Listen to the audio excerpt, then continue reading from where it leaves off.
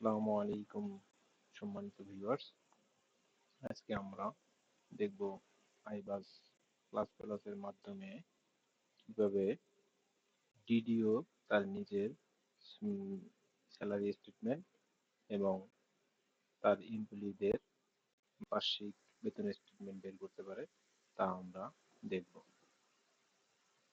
DDO নিজের তার বার্ষিক বেতন স্টেটমেন্ট এবং ডিডিও তার অধীনস্থ কর্মচারীদের আহ, বার্ষিক বেতন স্টেটমেন্ট কিভাবে বের করতে পারে তা আমরা দেখব।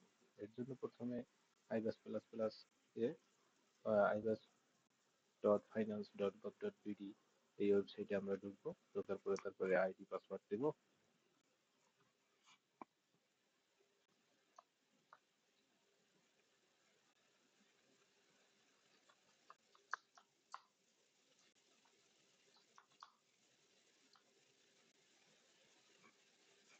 ক্যাপচা দেবো।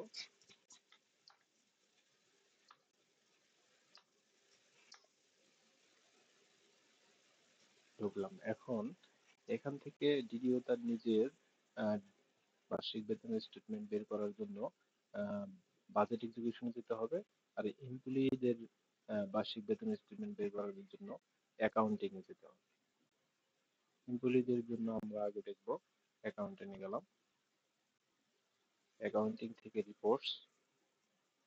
রিপোর্টস থেকে আমরা report search by NID click করব। এখান থেকে দেখা যাচ্ছে এমপ্লয়ি স্যালারি স্টেটমেন্ট। এখান থেকে আমি অর্থ বছর সিলেক্ট করব। আমার যে অর্থ বছরের স্যালারি স্টেটমেন্ট দরকার সেই অর্থ বছরটাকে সিলেক্ট করব। সাধারণত আমরা আয়কর রিটার্নের জন্য স্যালারি স্টেটমেন্ট প্রয়োজন হয়। বর্তমানে যেহেতু আয়কর রিটার্ন বাধ্যতামূলক, তো আমরা 24-25 অর্থ বছরে আয়কর রিটার্ন দিলে 23-24 অর্থ বছরের স্যালারি স্টেটমেন্ট লাগবে। তো তারপরে এখানে আমরা এনআইডি দিব। এনআইডি দেওয়ার পরে রান রিপোর্ট করব। রান রিপোর্ট করলে এখানে আমরা আমাদের এমপ্লয়ীদের স্যালারি স্টেটমেন্ট পেয়ে যাব।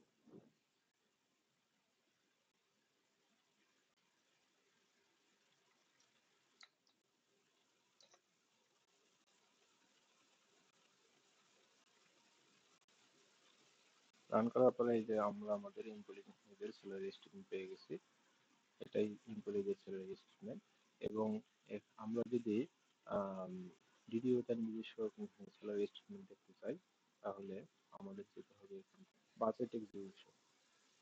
আমাদের ডিডিও তার নিজস্ব স্যালারি স্টেটমেন্ট দেখার জন্য তার যেতে হবে বাজেট এক্সিকিউশন।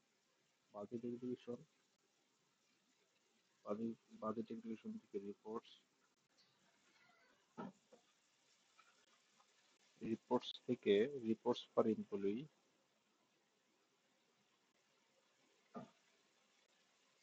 এখান থেকে রিপোর্টস মাই ইয়ারলি স্যালারি স্টেটমেন্ট। এখান থেকে অর্থ বছর আমি সিলেক্ট করে দিব। অর্থ বছর রান রিপোর্ট। ডিডিও তার নিজস্ব স্যালারি স্টেটমেন্ট।